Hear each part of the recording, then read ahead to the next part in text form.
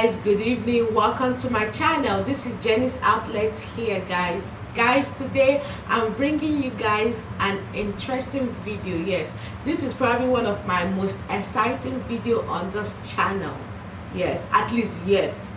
Reason being that my husband agreed to film with us. Yes, he will be our special guest today on our channel.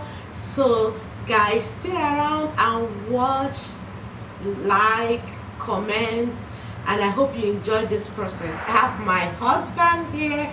Yes, this is my hubby. Hubby, please introduce yourself to my channel. Hello guys, how you doing today? I'm glad to have you in our channel. Thank you for being with my wife Jenny all along in her channel and in her own little world. It's a pleasure to join you and join her today, and I'm glad to be here. Let's see how it goes. Yes, thank you so much. I really appreciate you for doing this for me. Yes, I always appreciate you, but I appreciate you more because of this kind gesture. So yes, today guys, we'll be filming a question and answer. I have compiled a list of 15 questions for me and hubby to answer. Today, without so much rambling, I'm going to go ahead. Yes, don't worry if you see me smiling from cheek to cheek. Yes, it's just that I'm excited. Yes, we're going to be answering random questions that we found online. Since today is his first time on this channel, there is no need for us to get him tensed up. I have my iPad in case you see me looking down. Which of your parents are you most like? Okay, that's an interesting question really. I embody both. I honestly believe that I look like my mom in terms of physical appearance, but in terms of like in terms of look really. Oh, wow. Yeah, but in terms of the critical part of it, maybe the hard stuff, discipline kind of it, I am more of my dad. But the good thing is that at least I embody both in terms of their character and personality. But I believe that I look more like my dad, like my mom, than I look like my dad. But when it comes to the discipline part of it, I am as strict as my dad, and I believe that's to be the truth. Yeah guys, sorry if you see me acting surprised, because I never got to meet any of my father. I didn't get to meet my father-in-law, neither did I get to meet my mother-in-law.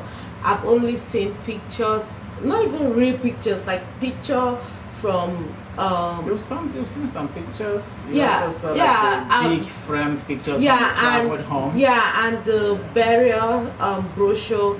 Yeah, that's the only way I know them. I've never seen them. So these questions are kind of like new to me as it is to you guys too. So That's why you need to listen to me. for me personally, I look. People, my Igbo name, in case you don't know, my Igbo name, even though I don't go by it because my middle name is Elizabeth, my Igbo name is Oyirinea, meaning that I look like my dad, and I believe that in certain aspects I look like my dad. For instance, like we have the same temperament, and What is that temperament? like. Yeah, tell me. I can get angry really easy, and I try to put that in check. Yeah, I can really get angry really easily, so I try to put that in check, but I know it's there. Yeah, but you've come a long way too. You have really changed. Before you really get crazy and wild at slightest things. So, yeah, I can attest to the change. So, again, God makes all the difference. Yeah, and maybe marriage also helps too. Yeah, because my husband is like totally the opposite of myself. Like, he's the softer person. Is that the right word to say? Yeah, he's calm and I'm not. So in comparison to you, right? Yeah. Because other people don't think I'm. What's something you have always wanted to learn how to do? Oh, tell me about it. I've always wanted to learn how to play keyboard, the piano or the keyboard. It's been like a life dream. I had always wanted to learn it, but actually I bought it You know, I bought a brand new one, but it stayed 2 years in the box, like you know very well. Now, before that I opened it for my son Benjamin to start playing with, and that's because I've not had time to really practice it. And of the various times I tried to practice on my own, I mean, I really couldn't teach myself. I started watching YouTube at some point, but it didn't get me to really learning that skill. So I want to play keyboard, I want to play piano, and I'm still hopeful that someday I'll be able to learn to do that.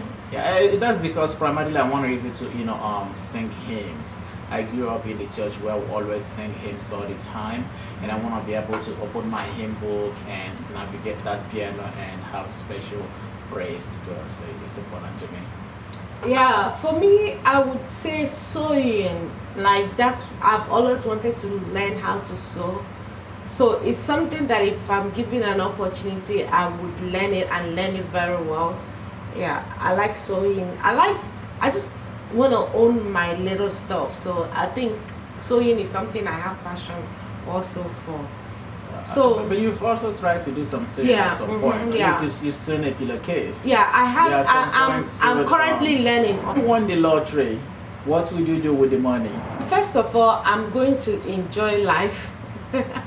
Enjoy life with the money. I think that's like, I'm not even gonna come here to front anything, but like that would be my first. Like, I'm gonna take a vacation, go somewhere, clear my head, think about what I want to use the money for. But up front here, I know I love charity, I love giving, I love helping people. Like, if you know me, you know that like I love giving people. I even give sometimes at the detriment of my own self. So yeah, we are actually connected in that in the concept of charity and giving out. One of the things I would like to do, should I win a lottery, I actually don't want to wait until I win a lottery, because at some point you get to say no to some things to be able to accommodate other things. That's the reality of life. We don't have all the luxury of time in this life. So, but should I get money, that real money, or through lottery, I want to go into big time charity and help humanity. we have always discussed that. We've thought about it. We came up with a name.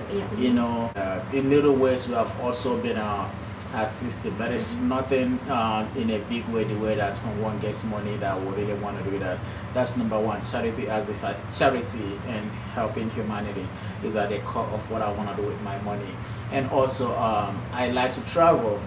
I've been to a couple of countries in the world, and I want to travel to many more countries with my young family. So let's wait for the money to come. My ideal day would actually be a day that I sleep, because I typically don't go to bed early, working and everything, and but my ideal day would be the very day that I wake up not just very late, but whenever I feel like I'm done with this bed, now I'll just wake up.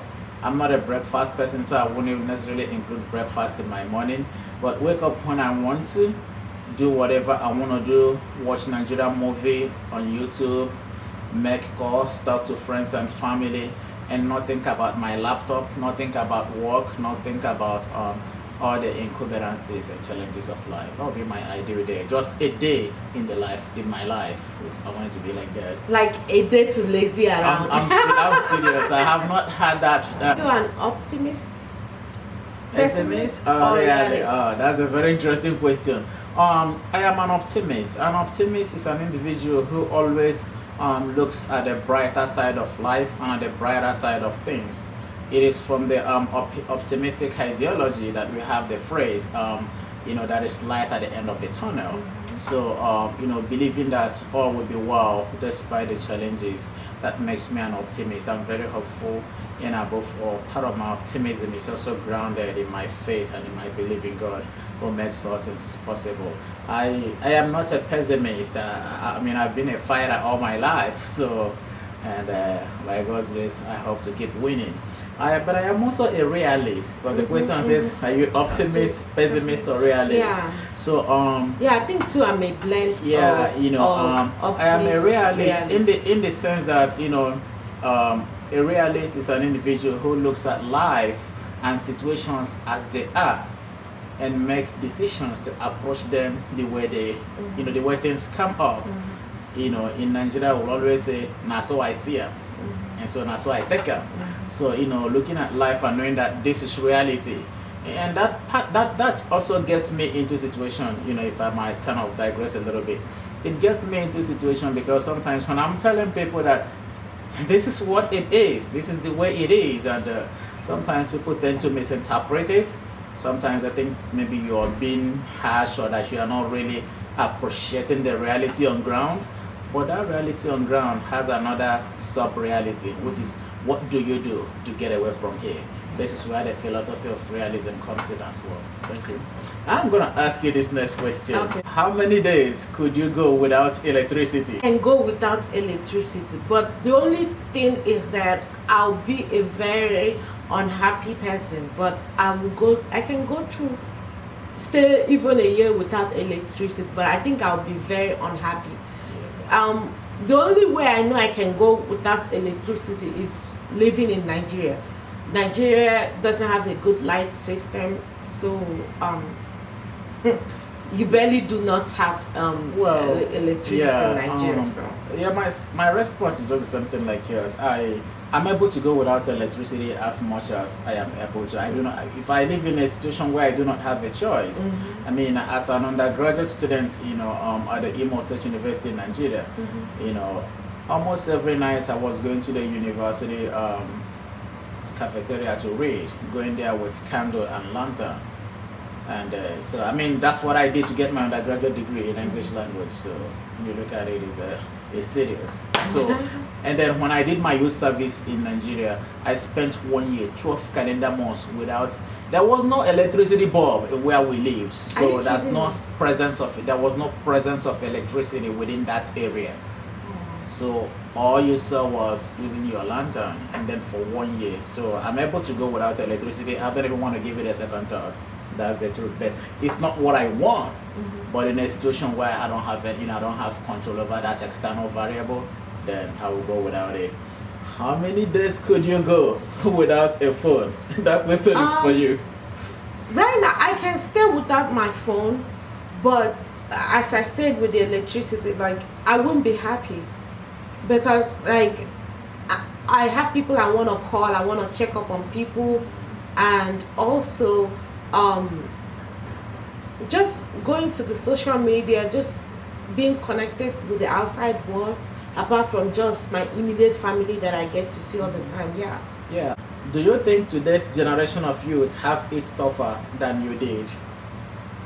No, I think they have a lot of things. I don't know whether it's because I'm in the US right now, and during my youthful, teenage years, I was in Nigeria. So I don't know if that's going to affect my answer, but I think they don't. Like, they have it a lot easier than we did. At least that's what I think. Honestly, again, it's back home, right? I used to go from school, which is my primary school. Then from primary school, we were dropped off, be it by school bus, or be it by my dad dropping us off, or be it by my dad sending someone else to drop us off at the lesson. And these are kids that left the house by 6 something, 7 something, and we don't get back home until 13 hours after, for the most part. And the kids here, they go to school and they come back, like, for the most part, they come back home highest 10 hours away, and they come back home and they still complain, whine. And I won't say, I don't even want to go into the physical part, like being able to do things and all that. Yeah, I think we had it tougher than they did. Do you think by having it tougher than the present generation, as you've narrated, do you think it made you in any way socially active and more responsible? Has it helped to make you a more responsible adult and wife and mother? Having those critical I get your question. Like, to me, I would say to an extent, yes. To a good extent, I would say yes. It's because there are things that, like, I go through right now, and I'm like, been there, done that. Like I'm like, I can deal with this, even though I know it's tough. It's not something I want to do, but I'm like, I can deal with this, and I end up doing it, and I'm fine. Yeah. On my own part, the experiences I had in Nigeria really shaped me because I had it tough, just like almost every kid growing up, when I grew up and in the village where I grew up, right? Yeah, but I also Village man. but I also know that those experiences they helped to really shape me, and that is key, and it's really helping me as I navigate my adult life. But as a husband and a father, those experiences have helped me because at the end of it all, what did you learn from experiences that is able to help you? So yeah, I had it tougher than most people now, especially kids in the US. I don't let me not, because we're just speaking from two perspectives, Nigerian perspective and US perspective, right? So everyone I grew up with in my circle of friends at home, we all had it tough, and Yeah, and tough could be relative though. Yeah. very relative, because you are talking about socio-economic status of your parents. You are talking about the type of environment where you grew up. Yeah. You are talking about amenities available or not available. You are talking about you talked about staying long hours in school. I remember we all trekked to school back and forth, and then a lot of errands and domestic chores that today when you tell some kids to do it, they'll be looking at you. But I'm like, when I was 10 years old, I was already grounded, and those skills really have helped me today as a responsible adult. And that is also relative, because now you go talk if I'm a responsible adult or not. So what was the first meal you ever made? Well, I'll answer that. I don't remember.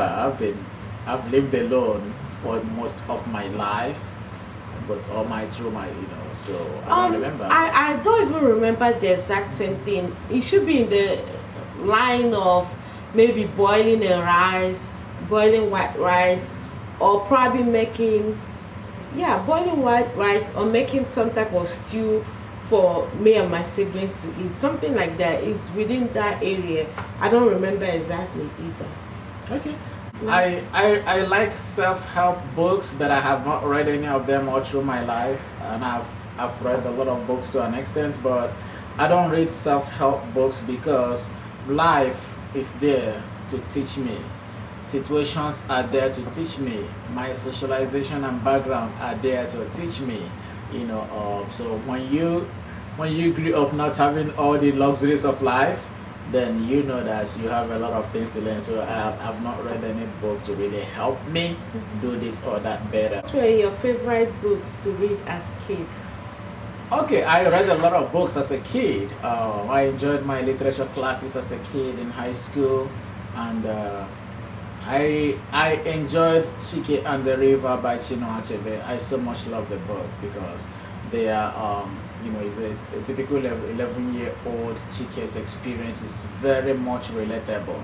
I related to that. I read it while in junior high school. I read Chinua Achebe's Girls at War. I read Sugar Girl. I read a lot of children literature, when I was growing up, and so they helped also to frame my interest in language studies. And The one that stands out the most would be a book my dad, I don't know even if he will remember or my siblings will remember. There's a book called Boroma Died Yesterday. I think I was a teenager when my parents brought us that book to read. It was Boroma Died Yesterday and some other books. And then Boroma Died Yesterday was the first time I really got to know about HIV, AIDS, and like sexually transmitted disease. That was the first time I got to really know about it. And I remember I think my mom bought that book and she made us read it.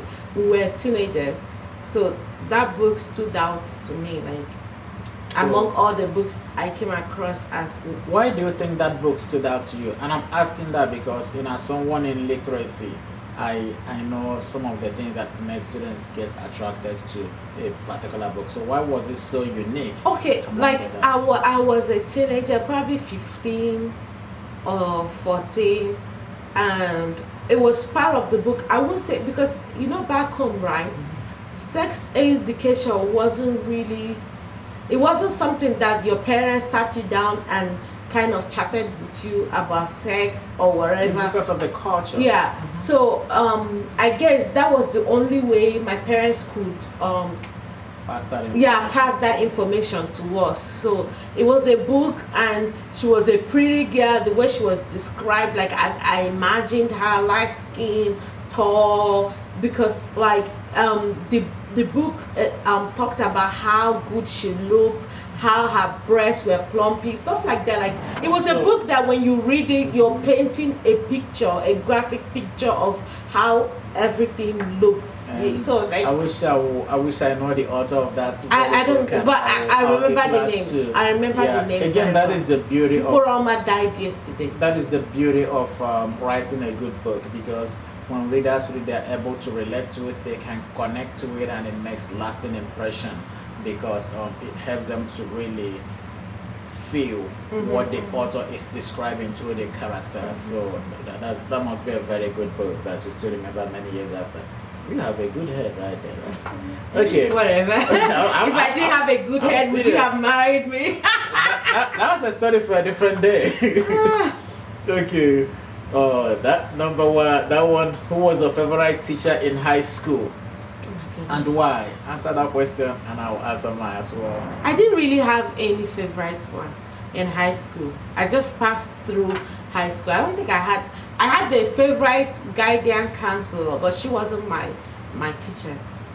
Why was she a favorite guidance counselor? Because this is important. Oh, yeah, she was someone that I could run to, tell things even that are not school related, and she had listening ears. She listened to Okay. you.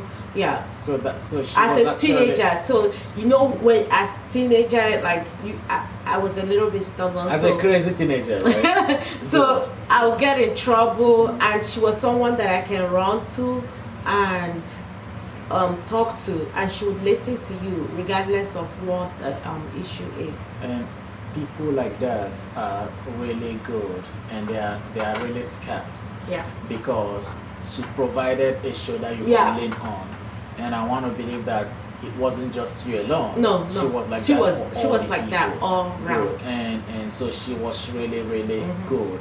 And so in my response to that question is this: I had a favorite teacher in high school, and his name is Mr. Okoro BN. Mr. Okoro BN, very intelligent, minded, radically intelligent. So, but that is something, apart from his being a very good teacher, that's something that he said that stood out to me. And I have gone all through my life remembering that very expression. So when he was about to leave our school, then he wasn't even a university graduate. So we were doing like a party for him to, a final party then, because he was about to leave in the school to take up a university admission. That is something he said. I was among the group of students that performed drama. We performed Optimist, The Gods Are Not to Blame, and so I was among the the cast. But at the end, when he was speaking, he said, "I am going to the university. Do your best and come over." And that phrase has stood with me all through life. Do your best and come over. And Did you ever do something to be sent to the principal's office? no, I did not. I did not. I was a very good student while in school, so there was no reason for me to go to principal's office for maybe any disciplinary issue or something like that. It never happened. So. I don't think I've been sent to the principal's office, because that's the biggest thing you would do. That's the biggest place they can take you to. I don't think I've ever been sent to the principal's office. No. Okay, so, Yes, and that brings us to the end of our video.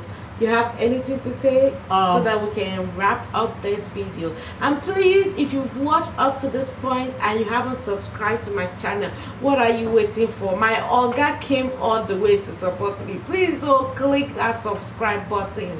It helps my business. Like, also comment down there below. Please, thank you so much. Thank you so much, friends and family. Those of you who really subscribe to Jenny's Outlets, it is a pleasure. We are thankful, and we hope that you keep being a part of this family. And as much as she permits me to come close to her channel, I'll be glad to share my experiences with you. Have a blessed day. Thank you so much. Who I be? Why would I? Thank you so much, and I'll see you guys in my next one.